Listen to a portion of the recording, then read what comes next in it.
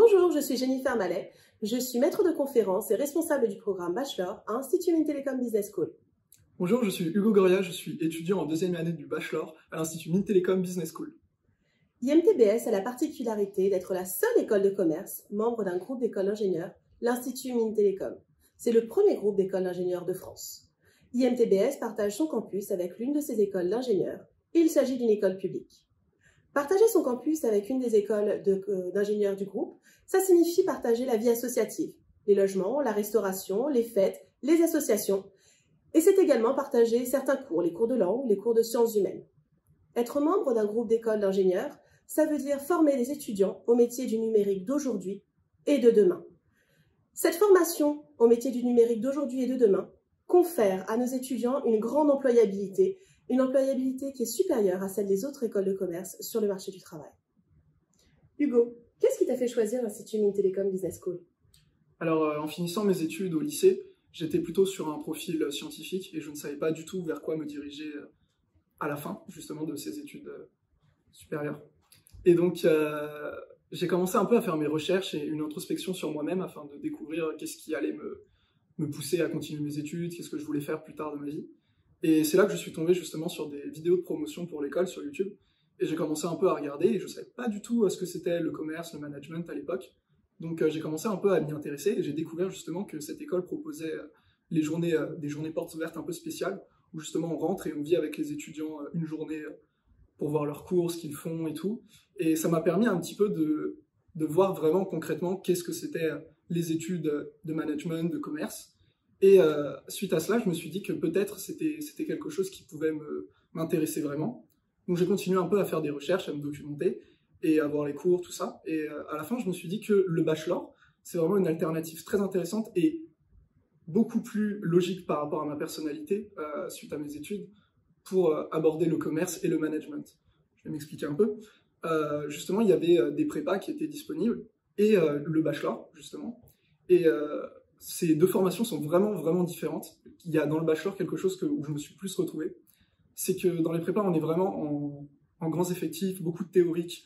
Il n'y a pas forcément des choses très concrètes. Et ça peut être assez déboussolant pour quelqu'un qui sort de lycée, de se dire, bon, bah, maintenant j'avais une classe de 30 élèves, quelque chose comme ça, et je me retrouve dans un amphi de 200 personnes, avec beaucoup de liberté, je peux ne pas venir en cours forcément, ou maintenant je dois être responsable de tout ce que je fais, et je dois vraiment réussir à suivre les cours avec que du théorique. Et c'est quelque chose qui, personnellement, ne m'attirait pas spécialement, parce que n'avoir que du théorique en permanence, ne pas faire de travaux de groupe, ou ne pas réussir à appliquer ses connaissances, ça peut nous faire perdre de vue un peu pourquoi on a commencé à faire une formation, pourquoi on a commencé à faire certaines études. Et avec le bachelor, justement, on pouvait retrouver cette chose-là, qu'on pouvait perdre justement dans ces autres formations, c'était la pratique. Donc la pratique, on la retrouve dans les travaux de groupe, on la retrouve également dans la vie associative, on la retrouve aussi dans les cours en général. Au-delà des travaux de groupe, il y a certains cours qui sont uniquement dédiés justement à cette mise en pratique, comme le business project, mais je reviendrai dessus un peu plus tard.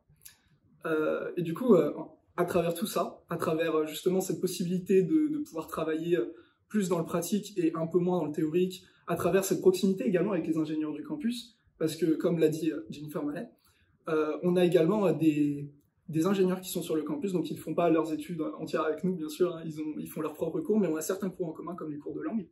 Et c'est une occasion vraiment enrichissante de pouvoir côtoyer les personnes avec qui on pourrait travailler plus tard, parce que même si on est dans une école de management, plus tard on ne va pas travailler qu'avec des gens qui font du management, on va travailler avec des ingénieurs, des gens d'autres branches, et c'est une excellente opportunité justement de pouvoir commencer à les connaître, à se faire son réseau, et à réussir à parler le même langage qu'eux, parce qu'on n'aura peut-être pas cette occasion plus tard, en rentrant directement en entreprise, de s'adapter aussi vite, alors que justement, en faisant nos études directement ici, on apprend directement à mieux communiquer avec les autres personnes, parce qu'ils ne suivent pas forcément les mêmes formations que nous, et c'est très enrichissant.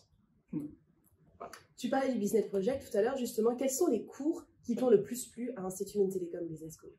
Alors, il y a beaucoup de cours qui m'ont énormément plu. J'ai commencé un peu avec ce qu'on a fait en première année.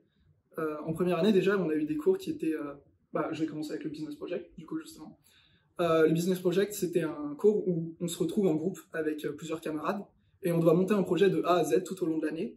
Et en première année, on n'a pas une obligation de résultat, mais on doit quand même avoir un dossier solide. Donc, on doit, par exemple, monter une application, expliquer qu'est-ce qu'on va faire, comment on va la faire des études de marché, tout ça.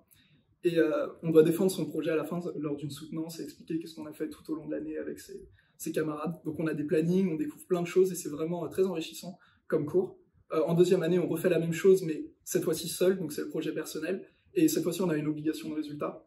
Donc pour chaque élève, ça va différer, mais pour moi, personnellement, c'est d'être à la vice-présidence d'une association du campus. Donc comme quoi la vie associative du campus va aussi se répercuter sur les cours, et c'est très professionnalisant.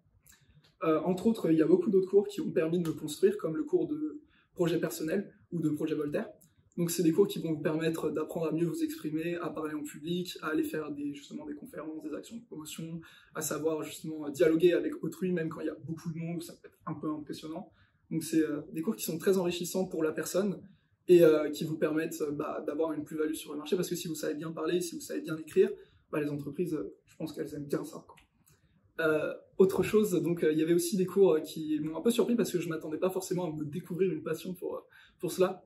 Par exemple, les cours de sociologie et de comportement organisationnel qui m'ont permis de découvrir un peu les rouages de l'esprit humain, entre guillemets, même si on n'est pas rentré non plus aussi loin que le feraient des personnes qui sont spécialisées là-dedans. Mais en tout cas, on a pu voir des choses très intéressantes qui peuvent servir énormément pour le management et pour justement s'occuper des personnes avec qui vous serez amené à travailler plus tard.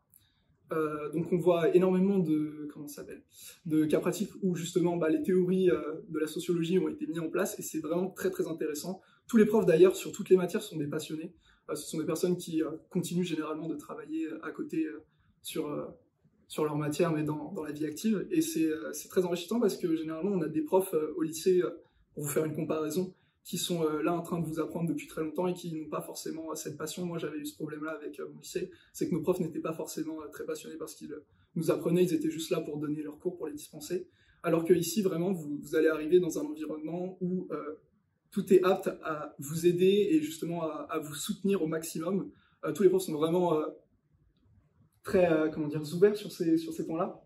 Je pense que vous très engagés. Très engagés, voilà, très engagés, je pense. Et ça fait vraiment du bien parce que on pourrait se sentir un petit peu justement délaissé dans certaines formations à cause de cela, mais là pas du tout, on est vraiment très soutenu et ça donne vraiment envie de s'intéresser aux choses dans leur fond. Et justement, est-ce que tu peux nous parler des différences par rapport à ce que tu as pu vivre au lycée? Ça remonte à il y a à peine 18 mois le lycée. Oui. En termes de pédagogie, est-ce que tu as vraiment senti, on entend la différence sur la passion des enseignants et des intervenants, mais est-ce qu'il y a d'autres différences qui t'ont marqué? Oui, il y en a une grande, c'est déjà on n'est plus infantilisé, quelque chose qui arrivait souvent au lycée. Alors ça peut paraître un petit peu bizarre dit comme ça, mais c'est que généralement quand on est au lycée, on est souvent sur le dos des étudiants à leur mettre des contraintes, on va dire un peu particulière, alors que là vraiment on s'adresse d'adulte à adulte. Vous avez du travail, vous avez des devoirs, c'est normal, vous avez choisi la formation, donc vous arrivez ici et vous êtes pleinement conscient de ce que vous faites, et ça c'est vraiment quelque chose que j'ai trouvé assez, on va dire, entre guillemets formateur, parce que vous n'êtes plus des enfants à partir du moment où vous arrêtez le lycée, et donc justement d'avoir cette reconnaissance-là en face avec les professeurs, ça fait déjà quelque chose de plus, et ça vous pousse à travailler vraiment par vous-même, ça vous motive. Et au-delà de ça, la pédagogie est très différente aussi parce qu'on a beaucoup plus de cas pratiques où on va devoir mettre en application ce qu'on fait en cours. Là où au lycée, par exemple, on avait des leçons très très longues, on peut en avoir aussi ici également, mais ça va être ponctué justement par des mises en pratique, par des interactions. On va justement pas juste rester coincé dans le cours, on va en sortir et on va essayer de créer quelque chose autour qui va pouvoir s'appliquer après dans notre vie active et notre vie professionnelle. Et c'est quelque chose qui m'a beaucoup surpris, on va dire, et en bien, parce que c'est quelque chose de très positif et je pense qu'on en a vraiment besoin dans ce genre de formation, surtout pour le management et le commerce. Donc oui, grande différence avec tout ce qu'on peut trouver au lycée. Tu insistes beaucoup sur ce côté vie professionnelle. Oui. À l'issue de la première année, il y a un stage de première année. Qu'est-ce que tu peux nous dire sur ton stage de première année? Alors, étant donné qu'on est en période un peu particulière à cause de la crise sanitaire, pour cette première année, le stage était un peu compliqué. J'avais réussi à obtenir le mien. Donc je devais aller travailler je devais aller faire mon stage avec une directrice commerciale dans une entreprise. Malheureusement, ça n'a pas pu fonctionner à cause du Covid parce qu'ils ont dû fermer tout simplement temporairement et arrêter leur activité. Mais en tout cas, l'école était là pour nous et elle nous a beaucoup soutenus là-dedans. On a eu beaucoup de suivi, on a pu avoir des retours avec eux, leur expliquer ce qui se passait en temps réel. Ils nous ont essayé de nous aider pour retrouver quelque chose. Personnellement, j'ai préféré ne pas faire mon stage pour pouvoir le relancer l'année prochaine parce que l'école a mis en place justement cette possibilité de refaire le stage en deuxième année. Donc c'est ce que j'ai préféré faire, donc attendre pour mon stage et pouvoir le refaire cette année-là dans mon entreprise. Mais du coup, même si je n'ai pas eu l'occasion de faire mon stage de première année, je sais que cette année je pourrais le rattraper et j'ai beaucoup de camarades qui ont quand même pu le faire, heureusement, grâce aux technologies, Zoom, tout ça. Ils ont pu réussir à trouver un moyen de le suivre. Tu auras effectivement un stage du coup à faire en cette fin d'année, Oui. un stage court de découverte de l'entreprise, et puis l'année prochaine, un second semestre intégralement consacré à la vie professionnelle avec 6 mois de stage en entreprise. Et avant ça, l'année prochaine, c'est l'international. L'international, ça veut dire pouvoir partir en Argentine, en Irlande, en Espagne, à Miami, au Canada, en Corée du Sud. Où est-ce que toi, tu souhaites partir ? Alors, j'ai eu un peu de mal avec cette question au début. Je savais pas beaucoup, je savais pas vraiment où je voulais aller parce qu'il y a beaucoup de choix de destinations dans le monde. Et j'ai finalement opté pour la Corée du Sud. Donc, mon choix a été motivé vraiment parce que je connaissais pas du tout l'Asie, je sais pas du tout leur méthode de travail, comment les gens pensent là-bas. C'est vraiment un monde totalement étranger pour moi. Je sais vraiment pas à quoi ça ressemble. J'ai beaucoup de familles en Amérique, de par mes origines et tout. Du coup, je connaissais assez bien ce milieu, même le sud de l'Europe, j'étais un peu habitué. Donc je me suis dit, pourquoi pas me lancer dans une nouvelle aventure et partir en Asie, découvrir quelque chose de complètement nouveau. Non seulement ça me permettrait à moi de sortir de ma zone de confort et de me confronter à des nouvelles manières de penser, des nouvelles manières de travailler, mais en plus de ça, ça me permettrait de découvrir un pays qui est magnifique et un continent aussi qui est assez important, quoi, l'Asie. Alors du coup, partir à l'étranger en 3e année, ça veut dire avoir un enseignement dans une autre langue. Pour permettre à nos étudiants de suivre cet enseignement en anglais dans un autre pays l'année prochaine, dès cette année, en 2e année, donc pour toi, oui. En fait, tu as toute une partie de ton enseignement qui se déroule déjà en anglais. Tu peux nous en dire un peu plus ? Oui, bien sûr. Alors, donc là, ce semestre-là, on a vraiment totalement tous les cours en anglais. Donc ça peut être un peu déroutant au début de se dire, bon, passer un semestre totalement en anglais, ça peut faire un peu peur. Mais justement, la première année, vous êtes bien préparé, bien suivi pour pouvoir être capable justement de suivre en 2e année ces cours en anglais. Et même si parfois il y a certains mots techniques qui arrivent ou quoi que ce soit, toute la classe et tous les professeurs sont là pour vous aider à bien comprendre et à suivre. Mais il y a également une raison à ce premier semestre, pardon, en anglais, c'est qu'il y a des étudiants internationaux qui travaillent avec nous et c'est assez enrichissant. Parce que du coup, dans notre classe, on se retrouve avec des gens qui viennent un peu partout à travers le monde. On a des gens qui viennent du Pérou, on a des Allemands, je crois. Bref, on a un petit peu de tout. Et c'est assez sympa parce que du coup, on se remet à faire des travaux de groupe avec des personnes qui viennent de l'international, qui sont actuellement pas présents sur le campus, étant donné qu'il y a la crise sanitaire. Mais on peut quand même leur parler à travers les différentes applications qui permettent de parler à distance, comme Skype ou Zoom, tout ça. Et c'est assez enrichissant de pouvoir travailler tous ces cours en anglais parce que justement ça nous prépare à travailler plus tard à l'international ou justement à pouvoir faire notre stage à l'étranger. Donc ce qui est quand même très intéressant pour nous parce qu'on sera déjà habitué à pouvoir s'exprimer dans une autre langue, à suivre des cours qui sont dans une autre langue et c'est quelque chose de très positif pour nous. On parle là des cours depuis tout à l'heure, mais l'école, c'est pas seulement des cours, c'est également un campus à l'américaine de 60 hectares. Où on dort, on mange, on vit. Qu'est-ce que tu peux nous dire de ta vie étudiante ? Alors, je suis actuellement en train de résider sur le campus de l'école. Et en fait, ce qui se passe, c'est que tous les étudiants qui le souhaitent ou qui habitent très loin vont généralement vivre sur le campus au sein des locaux. Et donc, on a des cuisines partagées, on a une vie associative qui est vraiment, vraiment très importante, même si en cette période, elle l'est un peu moins, étant donné, encore une fois, crise sanitaire oblige. Mais dans tous les cas, on a beaucoup de choses au sein de l'école. On a des activités professionnelles, des activités sportives, artistiques, et on a également des clubs un peu plus particuliers qui sont plus axés, par exemple, sur l'artisanat. Par exemple, on a des clubs de robotique. Donc en gros, tous ces clubs vont vous permettre de vous intégrer au sein de l'école, de faire votre réseau, de rencontrer des gens, et ça va également vous permettre, dans certains cas, de vous professionnaliser, par exemple avec les différentes associations professionnalisantes, ou même les associations en général. Si généralement vous participez à leur fonctionnement, vous allez acquérir des compétences et des nouvelles expériences qui vont être très très favorables pour votre future vie professionnelle ou votre CV, même si vous pouvez les ajouter, ça peut toujours être utile. Personnellement, j'ai rejoint une association qui s'appelle le Forum des télécommunications, donc aux yeux de l'extérieur c'est Corner Tech. Donc c'est une association professionnelle du campus qui organise un événement chaque année. Donc c'est un forum de recrutement pour les étudiants afin qu'ils puissent trouver un stage ou un job après leurs études. Donc cette association, généralement, on organise ça vraiment entre élèves. On est juste entre nous en train de travailler là-dessus. Donc on a de la logistique, on a de la communication, on a de la relation entreprise, on a également de l'informatique et on a de la communication, je crois que j'ai déjà dit. Donc, du coup, on travaille tous ensemble autour de cet événement. Après, on peut être amené à travailler avec les écoles pour faire plus grands événements ou pour pouvoir toucher plus de monde. Mais généralement, c'est vraiment entre nous, les étudiants, qu'on fait ça. Et moi, ça m'a apporté énormément parce que déjà, c'est une expérience assez inédite. Quand on sort du lycée, on ne pense pas pouvoir se retrouver éventuellement à la tête d'une association comme ça et à travailler, avoir autant de responsabilités pour mener un événement aussi gros et aussi important. Et justement, de pouvoir être sur le campus et pouvoir aller dans cette école, ça m'a permis justement d'avoir cette opportunité-là, de pouvoir entreprendre quelque chose de plus grand, sortir de ma zone de confort, encore une fois. Et ça m'a permis également d'avoir un tas d'expériences et un tas de réseaux professionnels que j'aurais jamais eu si j'étais resté dans une école classique où où je n'aurais pas eu cette vie associative aussi prenante. Il y a également beaucoup d'activités à côté, un petit peu sportives ou artistiques, et qui sont à ne pas négliger parce que c'est toujours important. Personnellement, je faisais partie du club de boxe de l'école, et c'est quelque chose qui est aussi assez prenant parce que même si on pourrait penser que le sport et les arts sont des choses qui sont un peu, comment dire, à côté des cours, bah, ça peut quand même apporter énormément parce que ça m'a permis de rencontrer beaucoup de personnes qui sont dans d'autres classes, notamment en ingénierie.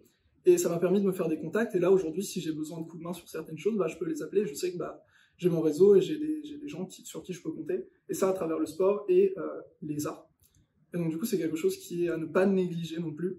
Parce que le réseau, ça se construit partout, pas seulement à travers les cours, mais également dans la vie à côté. Et d'avoir un campus qui, justement, réunit les deux écoles, ça nous permet d'avoir cette proximité avec eux et d'avoir cette vie partagée et commune qui est très, très bénéfique pour nous tous. Très riche, voilà. en tout cas. Très riche. Oui, d'ailleurs, nos étudiants voudraient savoir peut-être comment on fait pour accéder à la formation suite au lycée avec le bac ou les nouvelles réformes qui ont été données. Ça peut être un peu déroutant de se dire comment on fait pour accéder au bachelor. Alors, rien n'est déroutant finalement, puisque dans le cadre de votre terminale, vous allez vous inscrire sur Parcoursup, sur vos formations. Et dans Parcoursup, il y a Passerelle Bachelor, et nous faisons partie du concours Passerelle Bachelor. Donc, il vous suffit d'inscrire sur Parcoursup Passerelle Bachelor. Dans le cadre de Passerelle Bachelor, on va étudier vos dossiers et prendre en compte finalement toutes les spécialités. La seule chose qui nous intéresse, c'est d'avoir des candidats qui soient des candidats curieux, des candidats volontaires, des candidats engagés. Et au-delà de vos résultats scolaires, cet engagement, cette volonté, cette ouverture d'esprit, l'adhésion à des valeurs qui nous sont chères comme la responsabilité, comme effectivement l'ouverture sur l'international, sur l'autre, tu as parlé de sociologie, en fait, ce bagage qui est complètement ouvert, on va pouvoir derrière l'évaluer dans le cadre d'entretiens de motivation qui ont lieu à l'issue des inscriptions et dans le cadre du concours. Ok, donc on peut vraiment avoir un profil très, très varié, très divers pour rentrer dans la formation. Un profil varié, divers, c'est aussi ce qui fait la richesse de vos promotions. Lorsqu'on a un cours de mathématiques avec des étudiants qui sont peut-être un peu plus forts en mathématiques que d'autres, eh bien, ce qu'il faut se dire, c'est qu'ils vont pouvoir concourir à la progression. On est toujours dans cette dynamique de création du réseau et d'échange et de partage. Et donc, vous allez concourir également à aider les autres à progresser. D'autres qui vont vous aider. Tu parlais tout à l'heure de communication orale, de communication écrite. On n'est pas fort sur tout. Et en fait, c'est une co-construction. Et le fait d'avoir toute cette richesse, c'est ce qui vous permet derrière d'avoir un profil à la fois spécialisé, mais également généraliste, et d'avoir en fait des compétences multiples qui sont celles qui sont reconnues par le marché du travail. C'est vrai qu'il y a beaucoup de reconnaissance. Et d'ailleurs, en parlant de reconnaissance dans le marché du travail, est-ce que le diplôme est reconnu? Des fois, ça peut... Le diplôme est reconnu, il est visé par le ministère de l'économie et des finances. Ça fait l'objet d'un arrêté, donc oui, notre diplôme est reconnu, bien sûr. D'accord. Et à part ce diplôme-là, est-ce qu'on peut continuer sur un master ou des études supérieures après? Le bachelor peut ouvrir la porte à des études supérieures, soit que vous puissiez vous inscrire à l'université, soit que vous intégrez le concours Passerelle qui vous permet d'intégrer des écoles de commerce en deuxième année. Et donc de faire 2 années d'un programme grande école au lieu d'une. Donc le programme bachelor peut être une finalité et peut ouvrir au marché du travail. On en a parlé tout à l'heure de la reconnaissance sur le marché du travail. On a un taux d'intégration sur le marché du travail qui est élevé, des étudiants qui reprennent des entreprises ou qui montent leur entreprise, et puis on a des étudiants qui poursuivent leurs études. Plus généralement, je dois l'avouer, dans d'autres écoles de commerce, mais ça peut également être le cas à l'université, puisque votre diplôme vous permet de valider 180 crédits ECTS. Ok, donc insertion dans le marché du travail ou bien poursuite des études, c'est un peu notre choix à la fin du bachelor. C'est votre choix. Et l'insertion sur le marché du travail, elle est multiple. C'est intégrer une entreprise, créer une entreprise, reprendre une entreprise. On a vraiment tous les profils parce qu'on vous forme à des métiers qui existent et des métiers du futur. On vous donne une boîte à outils pour vous apprendre ensuite à construire votre carrière. Ok, donc si j'entends bien, à la fin, cette ouverture pour le monde du travail, qu'est-ce que ça pourrait vraiment concrètement vous donner comme débouché? Alors il y a peut-être certains étudiants, ils entendent tout ça, ils se demandent, bah oui, mais enfin, moi j'aurais un bachelor en poche, qu'est-ce que je peux faire concrètement après? Ça peut être une vraie question. Ce que vous pouvez faire, c'est travailler, alors très souvent dans des entreprises du numérique ou qui portent sur la transformation numérique. Et il ne faut pas se leurrer, aujourd'hui, toutes les entreprises ont des problématiques de transformation numérique. Aujourd'hui, avec des problématiques de crise sanitaire plus que jamais pour arriver à toucher le plus grand nombre. Des entreprises qui ont des questionnements qui sont propres à la transition écologique également, puisque ça fait partie de notre formation et des valeurs qui nous sont chères. Et donc, on va en fait former des étudiants qui sont capables de manager des équipes dans un univers de transformation. Et c'est vraiment ça qui est important, c'est un univers de transformation, ce qui veut dire que vous êtes à la fois spécialisé, que vous êtes compétent, mais que vous êtes également capable de faire face aux mutations. Et le marché du travail, le marché des entreprises est en constante mutation, en constant bouleversement, et on ne peut pas penser que les métiers d'aujourd'hui seront les métiers de demain. Donc on vous forme en fait sur tout ce panel et être vraiment capable, je le redis, de construire votre propre carrière. Okay. Si vous avez des questions, vous avez un forum, on sera là pour un forum, un chat, on sera là pour répondre à vos questions. Et puis on vous attend sur les journées Vie ma vie bachelor sur le campus pour vous faire découvrir notre formation, notre campus et toutes les valeurs qui nous sont chères. Également, n'hésitez pas à contacter les étudiants qui sont chargés un petit peu d'encadrer les futures premières années ou les personnes qui vont passer le concours, justement. On est là pour ça, vous pouvez nous retrouver sur Instagram et sur les différentes pages de l'école. On sera là pour répondre à vos questions, pour vous encadrer et pour dissiper tous les doutes qui pourraient intervenir dans votre recherche de vos études supérieures. Voilà, merci beaucoup. À bientôt.